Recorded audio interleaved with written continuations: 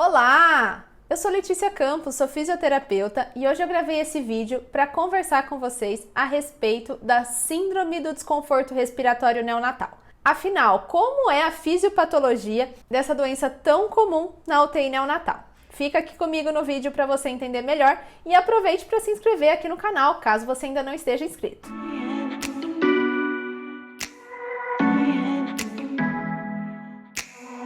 A síndrome do desconforto respiratório neonatal é bem diferente, né? A fisiopatologia é diferente da síndrome do desconforto respiratório agudo que a gente observa nos adultos e nas crianças, tá?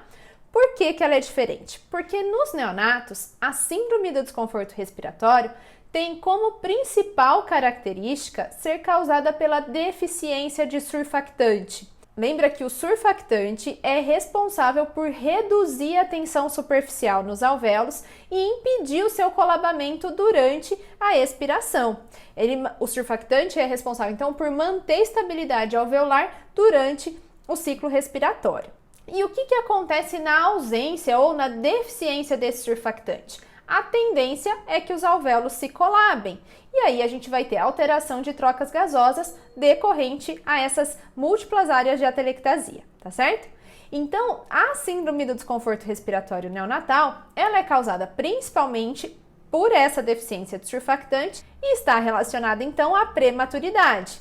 Por quê? Porque a gente sabe que o surfactante ele começa a ser sintetizado e secretado pelas células pneumócitos tipo 2 a partir de 24 semanas de idade gestacional. Existem alguns relatos de que os pneumócitos tipo 2 começam a secretar surfactante ainda com 22, 23 semanas. Mas o que a gente tem de mais concreto é que é a partir de 23 a 24 semanas que realmente os pneumócitos tipo 2 estão secretando surfactante. E é por isso então que os neonatos eles são considerados viáveis quando eles nascem com mais de 23 ou 24 semanas, porque já tem um número suficiente de alvéolos para fazer trocas gasosas e já tem uma certa quantidade de surfactante nos alvéolos, tá certo? Mas, apesar desses relatos de já ter surfactante a partir de 23, 24 semanas, a gente ainda tem um surfactante em baixa quantidade e de baixa qualidade.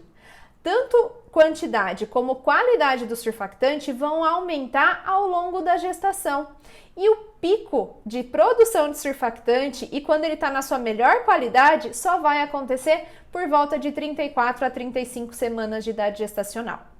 Por isso que a síndrome do desconforto respiratório está relacionada à prematuridade. Quanto menor a idade gestacional do bebê ao nascimento, maior é a prevalência de síndrome do desconforto respiratório, porque menos surfactante ele tem e de menos qualidade ele tem. Então, retomando o que a gente já falou lá no início do vídeo, na deficiência de surfactante, como ele vai manter estabilidade alveolar, se ele estiver insuficiente, vai ter atelectasia. E com essa atelectasia, eu tenho uma condição de shunt intrapulmonar. O que significa esse shunt intrapulmonar? Eu tenho alvéolos que não estão ventilados e eu tenho alvéolos ventilados.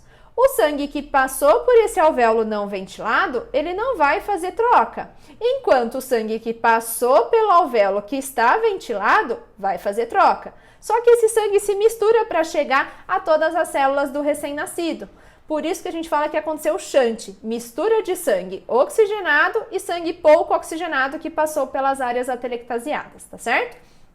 Com isso, então, com essas múltiplas áreas de atelectasia, com essa alteração da relação ventilação-perfusão, a gente vai ter uma condição de hipoxemia, ou seja, de redução da PaO2, e a gente vai ter uma condição também de hipercapnia, aumento do CO2, com consequente acidose respiratória, tá certo? Então, essa basicamente é a fisiopatologia da síndrome do desconforto respiratório neonatal. Nos últimos anos, nas últimas décadas, na verdade, nós tivemos muitos avanços na medicina neonatal, né, no atendimento desses neonatos cada vez mais prematuros, e uma terapia que é muito utilizada hoje em dia, que dá muito resultado positivo, é a instilação de surfactante exógeno.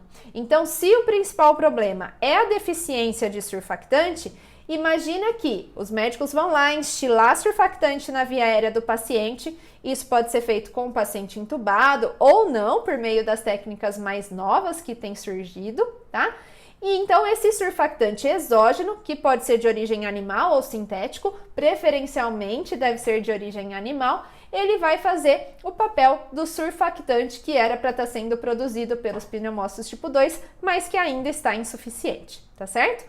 Com isso a gente consegue melhorar os resultados, a gente consegue fazer com que esses bebês cada vez menores, né, com síndrome do desconforto respiratório, sobrevivam e além de reduzir a mortalidade, a gente consegue melhorar, né, reduzir a morbidade desses pacientes com os tratamentos mais avançados, tá certo? Bom, espero que eu tenha te ajudado a entender a fisiopatologia da síndrome do desconforto respiratório neonatal. Se você gostou desse vídeo, deixa aqui o seu like e eu te vejo numa próxima oportunidade.